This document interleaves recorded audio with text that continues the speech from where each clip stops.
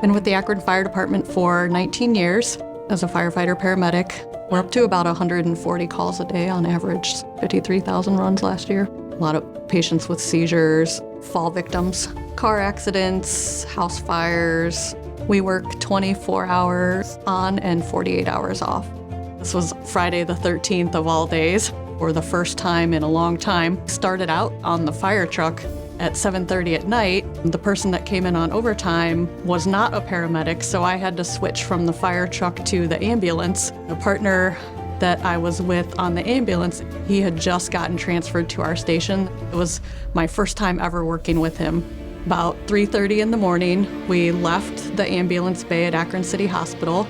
We were driving up to the top of the ramp, and then there's a light there. We normally would turn right at the light to go back to the station. When we got to the light, I was working on my tablet, putting my report in. I went in service on the radio. I noticed that we were kind of drifting to the right a little bit. When I looked over at my partner in the driver's seat, he was slumped over into the middle console, and I said, "Are you okay?" He kind of moaned a little bit. That was that exact second that he went as stiff as a board, and I thought, oh my gosh, I think he's having a seizure. He was flooring it. It felt like we were doing 85 miles an hour. That stretch of road is maybe a quarter mile. It was probably about 3 seconds worth of time that I had to react. I tried to grab him by the pant leg and move his foot off of the accelerator, but I wasn't able to because his leg was completely straight. I was trying to steer the ambulance by reaching over to the driver's seat, and I thought, I need to get my foot on the brake to try to stop. There's a console like right here next to the driver that has all of the switches for like the lights and the siren. On the front of that is usually mounted a radio. There's a computer that's mounted like on a pole right here, and it has a thing on it and it swivels. I tried to climb over into the driver's seat, and I basically was sitting on his lap. The steering wheel was about this close to me. I managed to wedge my foot down, and I think he was on the gas flooring it and I was on the brake at the same time.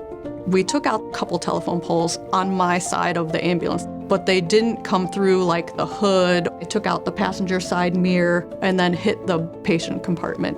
I'm lucky that I wasn't incapacitated, because at that point I wasn't buckled. There's like a 90-degree to the left bend right there. I was just trying to steer down the street, and we went into the grass, and it was really slippery, and it was pitch black because it was 3:30 in the morning, and managed to stop. I think the tires were about 2 inches from going over a 50-foot embankment, and I put it in park, and my cell phone and the portable radio had both been on the dashboard. I couldn't find them. I managed to find the other portable radio and climb out. I got him out. I had no idea where we were at. Some people came out of the house that was right next door. I asked them for their address. That's how I told people where to come to find us. I called for an ambulance for him.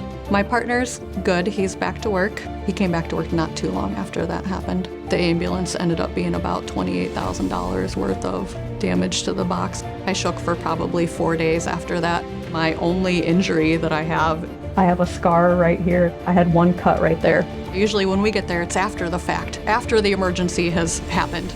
You're not prepared for the emergency to happen to you.